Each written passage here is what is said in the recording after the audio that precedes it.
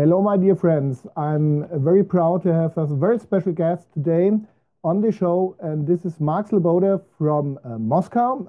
Marc is a former US Navy nuclear engineer, and now he is an international relation and security analyst for, I think, over 10 years sitting in Moscow. Is this right?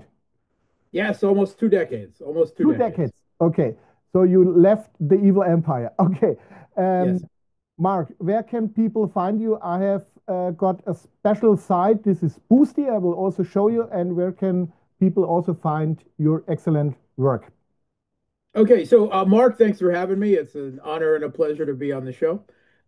People can follow me on Boosty if they want to. It's kind of like Patreon, except it's sanctions proof. So it's good that way. I do have a lot of exclusive content and a Discord community on there for subscribers. But you can also follow me on the evil American oligarch Elon Musk's Twitter at Mark Sleboda1 or on Substack and Telegram also at The Real Politique with Mark Sleboda. All the channels will be shown below in the description of this video. And now we will start. The first question, Marc, would be how you see the situation in the Ukraine on this Saturday. We have now the 5th of July. And I think everyone can see it. Everything is crumbling. They have got no more air defense. They got no more weapons. Oh, this is called, it is said in the media that the Pentagon won't send anything more. They put it back to the US, I heard. I don't know if it's right. And the European powers aren't able to deliver anything near what is needed. How you would see the situation on this base? The condition all along the front line, all along the contact line, is going very badly for the Kiev regime's military forces. They are suffering a very severe shortage of manpower, and what manpower they do have, an increasing amount of it, by far the majority of it, has been forcibly conscripted. And they have a real problem because of that with desertions. Already a month ago, they had over 200,000 desertions. And the number it keeps increasing all the time. And that is almost certainly a significant undercount because a lot of the military commanders have a vested reason for not reporting their troops going AWOL, absent without leave, because the pay was being sent to them to be dispersed, and they simply collect the pay of their troops who are no longer there. So that has been a reported phenomenon. It's been well reported in the Ukrainian media over the course of the conflict, and so that 200,000 number is almost certainly a short count. On top of that, you have the shortage of course, as you rightly pointed out, the Kiev regime has practically non-existent air force or air defense right now, particularly when it comes to ballistic missiles. Right, they really haven't had much ability to bring down ballistic missiles, despite fanciful claims by the Kiev regime. But now they have next to nothing. It's not even clear how many Patriot systems that they actually have still operable because Russia has been hunting them down. The same thing with the German provided Iris-Ts. Videos which have become more open, more available, I guess because of the frequency of the hits now, show that even in the capital, Kiev, there's just hit after hit after hit. and there is no noticeable air defense whatsoever, except for, like short range air defense guns going off in the distance. So it's really a grim picture. If and we I have to assume that in other Ukrainian cities held by the Kiev regime's forces, that there is less air defense available. So that is becoming a nightly phenomenon. And just 2 days ago, overnight, we saw the largest Russian drone and missile strike of the conflict thus far. There was, I believe, over 550 drones and missiles, the vast majority of which were targeting Kiev on that particular day, and it was just hellacious. Um, right now, according to Ukrainian intelligence, Russia is producing about 500 Garans, right? The long-range strike drones, the geraniums, that are descended from the Iranian designed Shahed 136.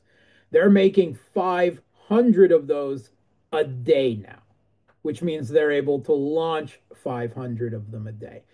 And this is no longer the lawnmower sounding slow drone, a long range strike drone that the Shawhead 136 was at the beginning of this conflict. They're now jet powered. They're able to climb to high altitudes and dive down at speed, doing evasive maneuvers, which makes them very difficult to bring down, very difficult. On top of that, their warhead capacity has been increased by 6 times, right? They can really pack a big punch now. They've got stealth coding. They just all around they are a far more formidable long range strike drone. And according to Ukrainian intelligence, but they're not, Russia hasn't reached the peak of production yet. By September, Ukrainian intelligence, right, the Kiev regime's intelligence, tells us that they'll be producing 700 a month. 700. I'm sorry, 700 a day. A day. Sorry. 700 a day. Obviously that does not forewell. In fact, they are no longer using the Garans as only a long range strike weapon. They are now, against set targets like air defense, like electrical infrastructure, against factories. Now they're being used in the Kiev regime's forces operational rear behind the contact line. They're doing the work of taking apart the Kiev regime's logistics behind the contact line. This is an operational role, not a strategic role. And that now Russia has the options because they've been using the FAB and the CAB guided glide bombs for this purpose. Now they have Garans available too, simply because they have so many of them that they're able to use them in multiple of different purposes now, and they're more versatile. So that does not bode well in terms of long range strikes. And then Russia is advancing everywhere along the contact line. Particularly right now, there is a new big offensive push in the south, in the Zaporozhye region, towards the small city of Orehov, from which the Kiev regime launched their failed NATO armed, NATO planned, NATO trained 2023 summer offensive that failed, that Russia defeated so soundly, not penetrating Russia's first of five defensive lines. And there is also a big advances in the south central Donbass area around Pokrovsk and Konstantinovka. Both small cities are under siege right now, and there's actually a threat that both could be caught in an operational cauldron, like one big aspirational cauldron at this point. Very, very bad situation for the Kiev regime forces there. And now Russia's advancing in the southern Kharkov region, Liman, Kupiansk, as well as in Sumy now, having driven the Kiev regime's forces from their ill-fated fool's crusade into the Kursk region. Russian forces are now backing into the Sumy region, and the Kiev regime does not have very much in the way of firm defenses there. So all of it's going extremely bad.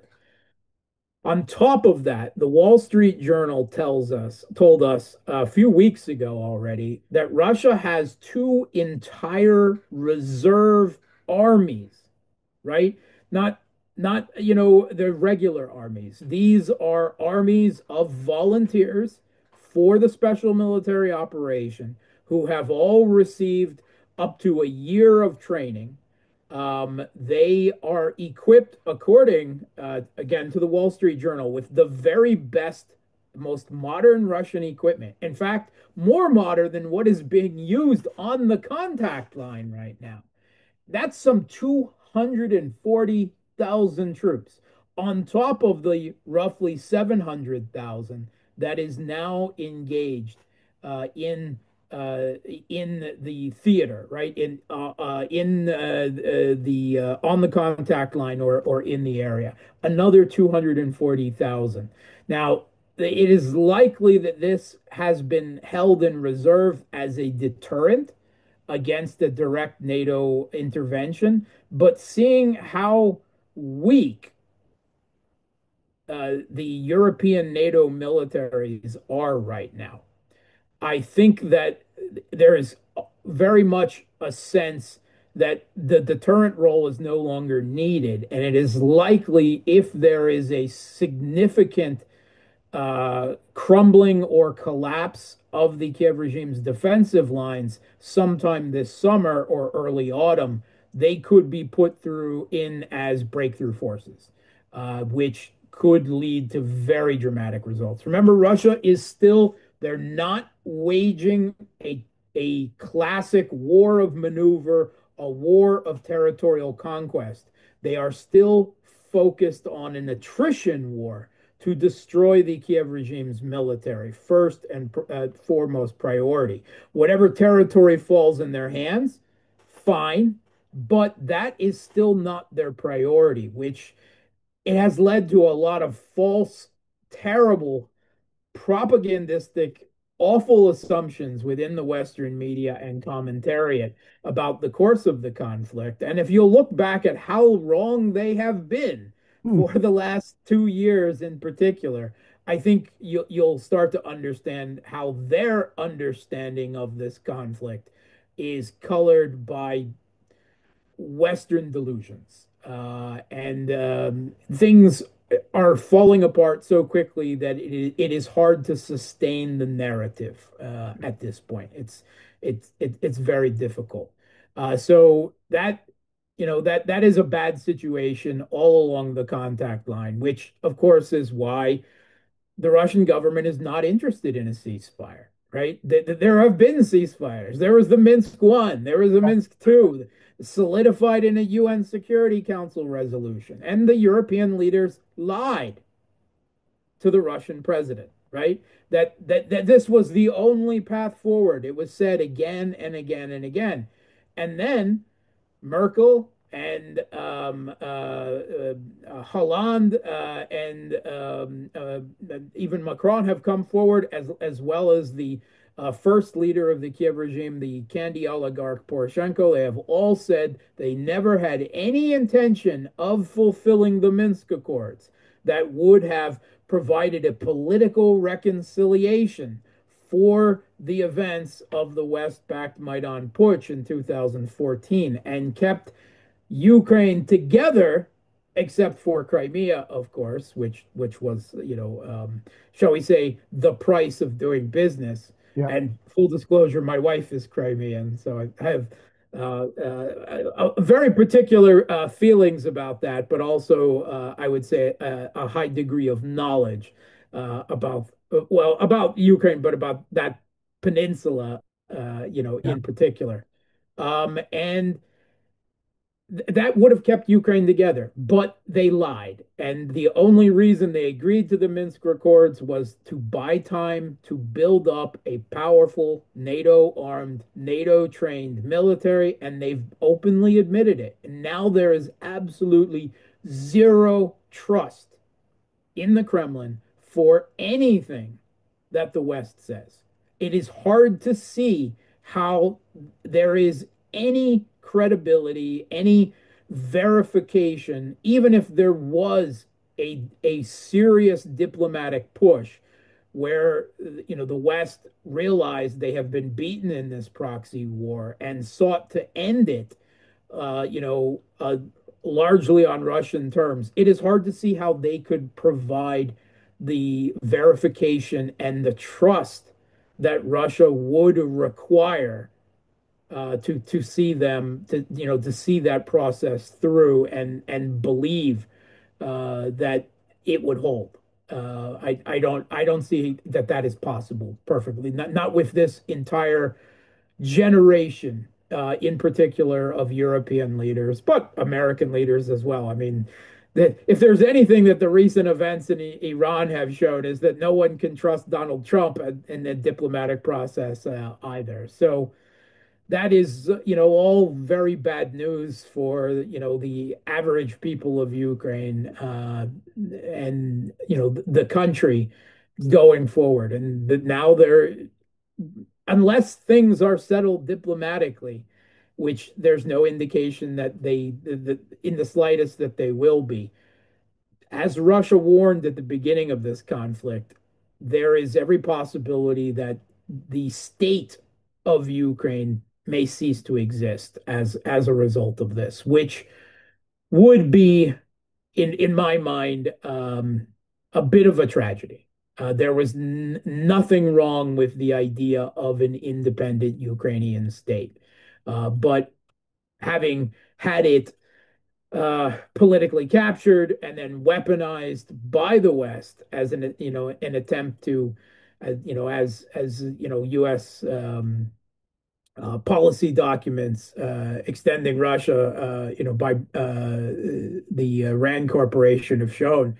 It was all part of a decades-long plan to stress, to contain, and to seek regime change in Russia. And well, there's every possibility of regime change resulting from this, but not in Russia.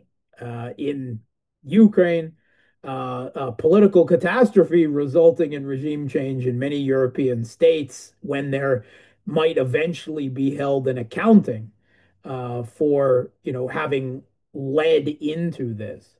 But right now, Russia is on the driver's seat on the battlefield.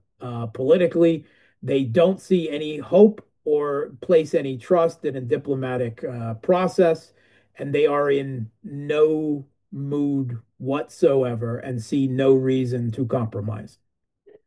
There I've got some small question to it because we have Macron calling Putin. I Yeah, heard it was his his idea to call Vladimir Putin.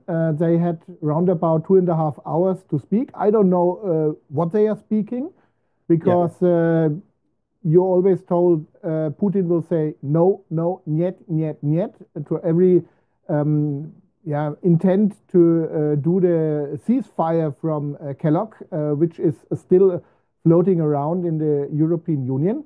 And Macron is, I think, not the best choice, but the only choice who is, let's say, who would anybody talk in Russia in Europe at this time? I think so, because all the other figures are not really credibility, like Mrs. Callas or yeah. Ms. von der Leyen. Mr. Merz is also not really seen, I think, in Moscow. I don't hear anything about some intents from Germany to speak. with Vladimir Putin or with the Russian side, because I don't think anybody will put or get on the phone when it is ringing from Germany. How do you see it? And how do you see the future when Ukraine will fall? I think I also might be 3 months, perhaps half a year, and then it's finished latest, and then we see what is left. But what will do this with NATO, and what you think it will do with the European Union? Okay, so let's start with the phone call first. So yeah, the Europeans have started talking amongst themselves, the European leaders, since Trump was elected, and especially since this winter, that since Trump took office in January, that they would have to. It might be better to restart a dialogue with Russia. And there was, well, who should negotiate on our behalf? And of course, Kaya Kallas stuck up on her hand, and I'm the EU High Foreign Policy muckety muck who imagines herself a foreign minister of the EU, which isn't a state. But everyone, was like, oh, okay, we appointed you to that position because precisely you are an ideological Russian hating Russophobe, right? But that won't do us any good in this particular situation. So you just, chill. Macron volunteered, and it has to be said that everything that has happened over the last few years, Putin has nothing but contempt for Macron, right, on a personal level. But he has contempt for most of the European leadership. So maybe he is the least bad of bad choices, right? Obviously, they're not going to send Orban or Fitzo to represent European interests, right? That those being two people that Russia could actually sit down with without any problems, but they don't represent the majority EU view. The phone call did occur on Macron's initiation. He finally worked himself into it. The timing is very interesting because it seems to coincide exactly with the U.S. announcing that they are temporarily pausing the supply of a certain number of certain types of missiles and munitions for the conflict because the Pentagon stockpiles are empty. And the through Russia's war of attrition, they have not only demilitarized the Kiev regime several times over now, they have demilitarized all of NATO. And this has, openly talked about. Mark Rutte, the NATO Secretary General, can't shut up about talking about how Russia is producing in 3 months more than the entirety of NATO is producing militarily in a year. So that's 4 times. That has led to this point. What some of the things that the U.S. has stopped sending are the Patriot interceptors, which is the U.S.'s Achilles heel right now. They were already short of these weapons going into the 2022 Russian intervention in the Ukrainian civil conflict. They've wasted a huge amount there to no strategic effect. They have further wasted more of them in the Middle East in the bombing campaign under both Biden and Trump of the Houthis in Yemen, the Ansar Allah movement. And now they've wasted even more in this defense of Israel, right? 3 times now within a year because there were 2 shorter exchanges of long range strikes, and then this 12-day war. The U.S. only produces. Raytheon had hoped. We don't know if they've succeeded, but had hoped to raise the production of the PAC-3 interceptors for the Patriot to 600 a year. Now that doesn't even come close to meeting the Kiev regime's requirements.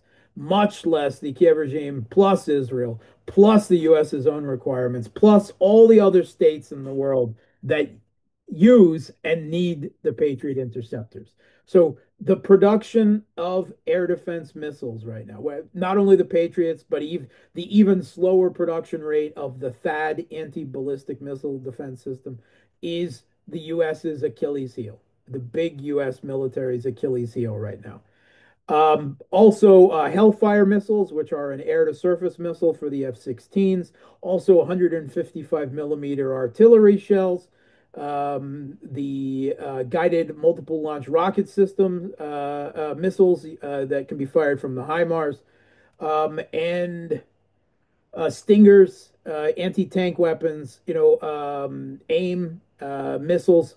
So a lot of crucial weapons for the Kiev regime for this conflict, a lot of missiles and munitions, and they've been paused. We don't know when and if they'll resume. This is evidently done under the direction of the Undersecretary for Defense, Eldridge Colby, whom probably a lot of you haven't heard about. He is one of the biggest China hawks in the United States, right? I mean, seriously, check his Twitter or X account out. I mean, he has long complained about the expenditure of U.S. military resources against Russia in Ukraine as wasteful because he believes that everything must and needs to be thrown into the Pacific in a presumed conflict with China off of China's own coast in the Taiwan Straits or the South China Sea. And he seems to be getting his way on this, at least for the moment. So Macron's phone call came just as this was announced the same week. That seems a large coincidence with the full knowledge that the Europeans can't make this up. They don't make air defense missiles, not of this type. Yes, the Iris-T, but that is a very, shall we say, boutique system already, right? It doesn't have anywhere near the production interceptor production capacity or the system capacity to replace the Patriot, much less performance wise, which is a whole nother can of worms. We know they talked for 2.5 hours. Macron has talked a little bit about. They talked about Iran, although that seems almost like an excuse for the conversation. Uh, France has taken a somewhat less hawkish position on Iran than for say the German government or the British government, and that provided a little bit room. But of course, what Macron pushed for is a ceasefire, and Russia said no. Just like later in the week when Trump called, again, Putin said niet, right?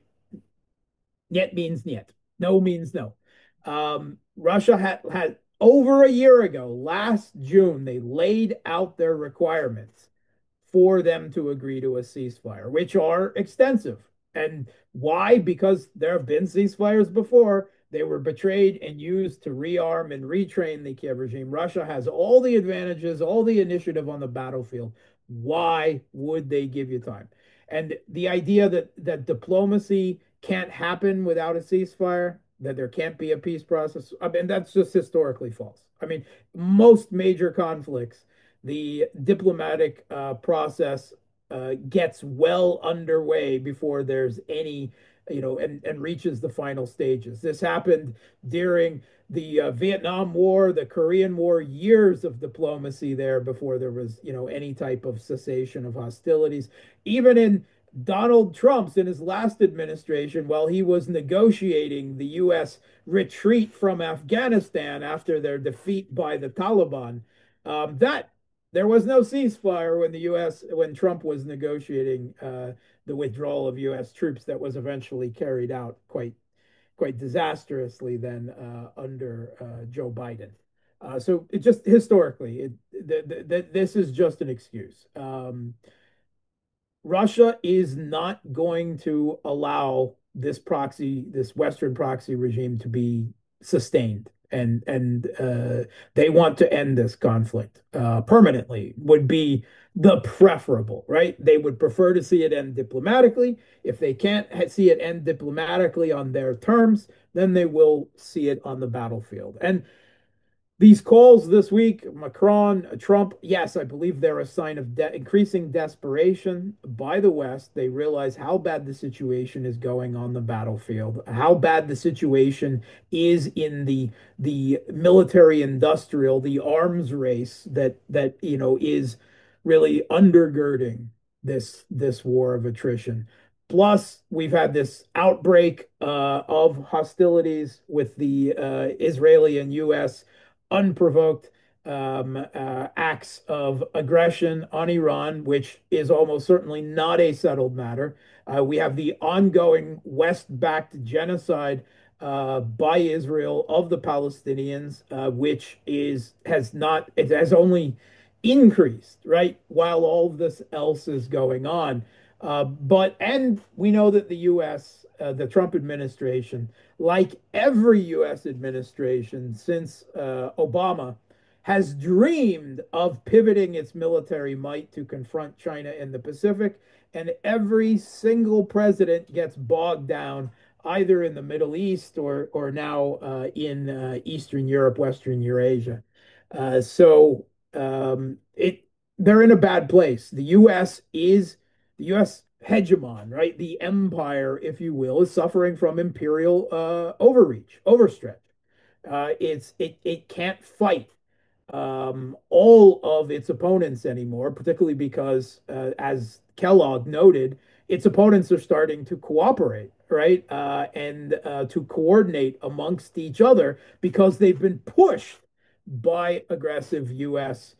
led Western global hegemony policies together, right? Quite different governments, quite different political systems, civilization, cultures. China, Russia, Iran, North Korea now, others. And the U.S. can't handle them all anymore. Can't even really handle China, to be perfectly honest. Can't even handle Russia. So now there is the desire within the Trump administration to dump the conflict in Ukraine on Europe. Say, we need to go take care of China. Oh, and we got to defend Israel. You take this. I didn't really want this, blah, blah, blah. Yeah, Trump in his first administration, he laid, of course, a lot of the building blocks that led up to this, but now he's trying to blame it all on Biden and walk away from it. And you can see why. Trump likes to win, right? He's a narcissist, he's an egomaniac, and there's no winning here. He has no cards. As he himself has noted, that Putin has all the cards before. So if someone has to take the blame for this, better it be Biden, better it be the Europeans. Now, the question is, can Trump walk away from it? And it's proving extremely difficult for him because of the institutional mass of um, broad bipartisan support for conflict with Russia within the U.S. Congress, the House and the Senate, within the deep state, right? The blob, as Ben Rhodes called it, the U.S. foreign policy and security services elite, within the media, the fourth estate, which has been like a whip goading this conflict along on quite propagandistic, jingoistic terms from the beginning. There's so much there. However much Trump may have nothing but contempt for Zelensky and the European leaders, no matter much he may not personally care about Ukraine, he's still the U.S. president. He is still the leader of U.S.-led Western global hegemony, and the Kiev regime is a U.S. proxy regime. And so he has to do what he can, however much he may not really be, shall we say, emotionally invested in it, to do what he can to save that. Because if not, he will be painted as the man who surrendered Ukraine to the evil Russian dictator Vladimir Putin. Okay. Um, one one thing, because Donald Trump ordered to bomb Iran with B-2 bombers and to attack the nuclear facilities. We don't know exactly, was this, let's say, a fake attack, what was pronounced? Was Yeah. it a genius, let's say, a move to say, okay, we have attacked Iran, I'm the great guy, I have got done all the work, and now we can make peace. So he has something to win. Perhaps this was one of his thoughts, but this is not thought out. I think so. And what will be next coming in the Yeah. underbelly of Russia? And will it bring Russia and Iran tighter together? What do you think? Because we learned that Iran and Russia didn't have some security arrangement, especially for the air cover and Yeah. the air defense. Yeah, so quite obviously nothing has been settled. I don't believe that the first of all, it's clear. It is a fact established by the U.S. Intelligence community, by the International Atomic Energy Agency, that Iran had no active nuclear weapons program. They were a threshold state, right? They had 60% enriched uranium, but that falls within the legality of the Nuclear Non-Proliferation Treaty. Now, it is likely that Iran believed that having 60% enriched uranium, so shall we say, within shooting distance of the enrichment level needed to make a nuclear weapon, was itself a type of strategic deterrent. That thinking has proved terribly mistaken, and in fact provided, of course, the pretext. But the real mission was not about nuclear enrichment. So I don't believe that they did significant damage to Iran's civilian nuclear enrichment program. But even if they did, it's almost kind of moot. They've rebuilt it before after they dismantled it when the original JCPOA went into effect. They can recreate it within another few years, even if it actually was destroyed. This was about regime change, right? Israel had a plan for a massive military and political decapitation strike, the assassination of most of Iran's political and military leadership. It was only somewhat successive, and then primarily against military leaders. It did not. They were not able to destabilize the Iranian government. In fact, all the indications are that there was a rally around the flag effect, and that the Iranian government has more support, right, than before. So that obviously failed, but it has settled nothing. Trump has set the precedent that he believes that the U.S. and Israel can just bomb Iran anytime they want, right? And that they have the right to do so, and that it's not even a war if they do so. It's just like mowing the lawn. Meanwhile, Iran has every single reason right now to race to get a strategic deterrent, to develop a nuclear weapon, and to follow the path of North Korea into safety rather than, say, the path of Libya or Iraq or others, who saw their countries dismantled by the United States and its allies. Right now, what's happening is both sides are reassessing and rearming. That is what is happening for a future conflict. Right now, I believe that Israel got enough of a bloody nose from Iran's long range strikes with missiles and drones, and the relative ineffectiveness, well, of both sides' air defense systems, it must be said. Israel's vaunted, David's sling that turned out to be more of a David's boomerang and firing back on itself. And, the Iron Dome is more of a short range system. But they were no magic force shield. In fact, all the indication is that more Iranian missiles got through than were intercepted. And on top of that, the US and Israel and all of the other allies that were playing air defense we're exhausted in terms of air defense capacity. So until they can rebuild a significant stockpile of air defense missiles, of interceptors, and shall we say, reconfigured defensive systems, not only for Israel, but for U.S. military bases throughout the region, I don't think we are in danger of seeing an immediate reignition. I think there will be time.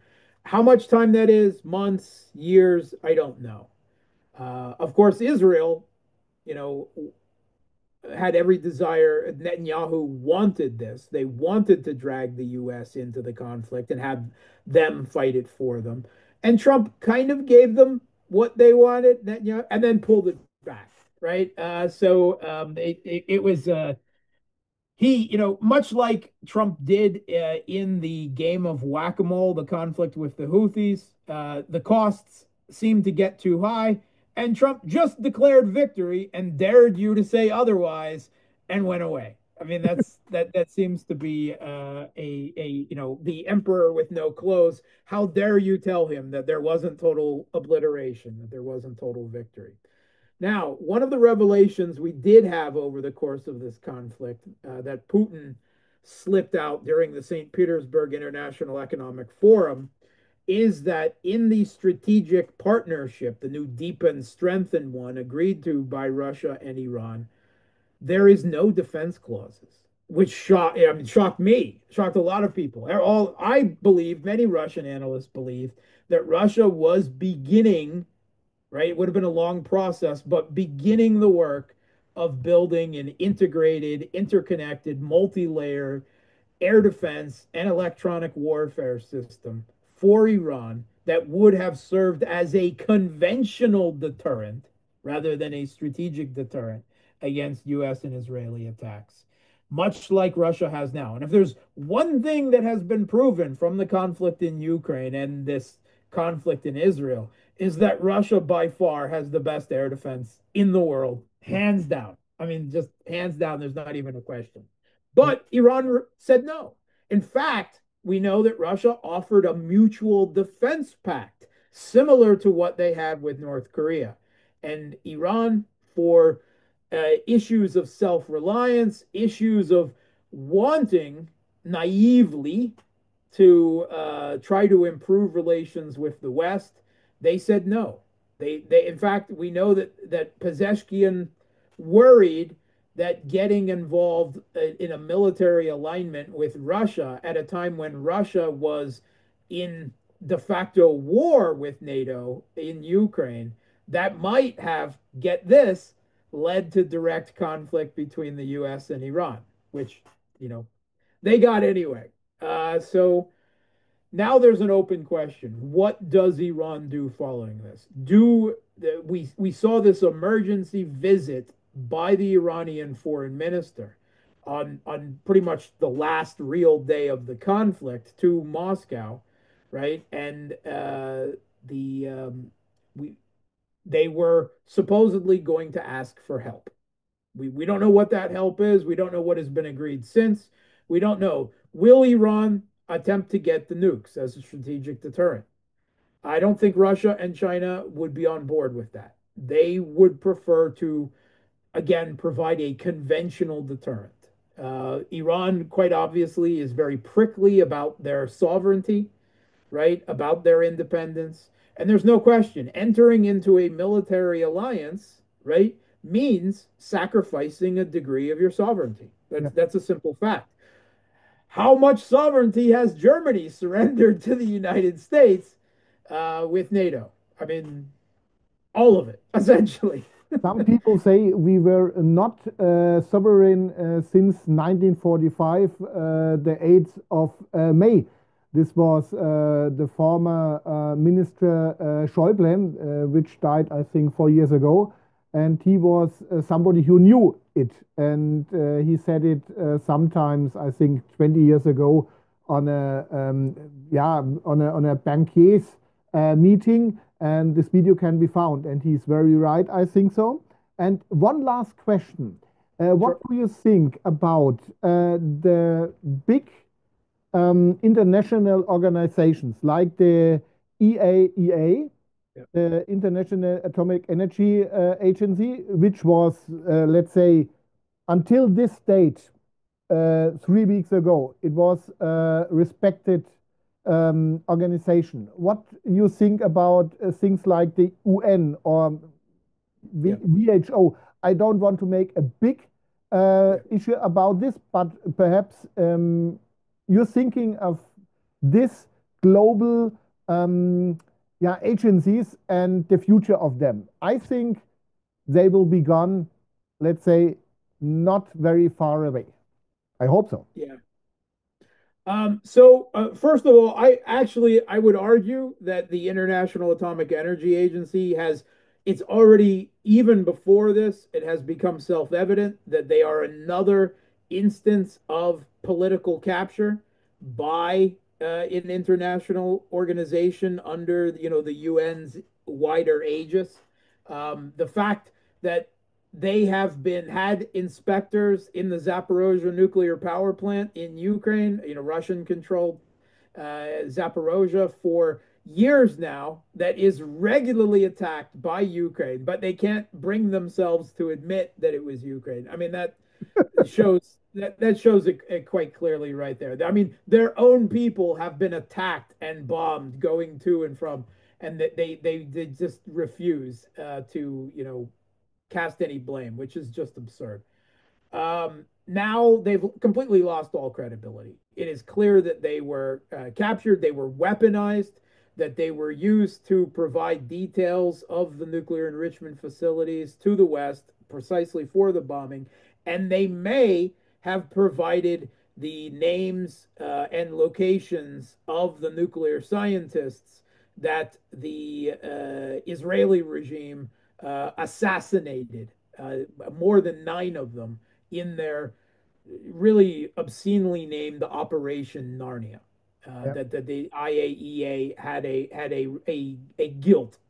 a role in this, and that is why Iran has kicked them out, and they were every right to do so. And we've seen this happen with multiple organizations, international organizations now.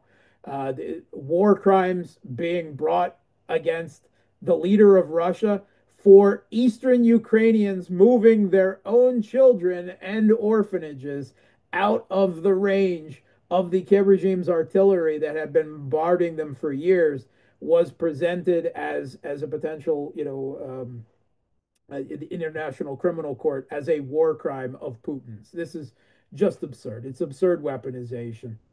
Yeah, I think you're right.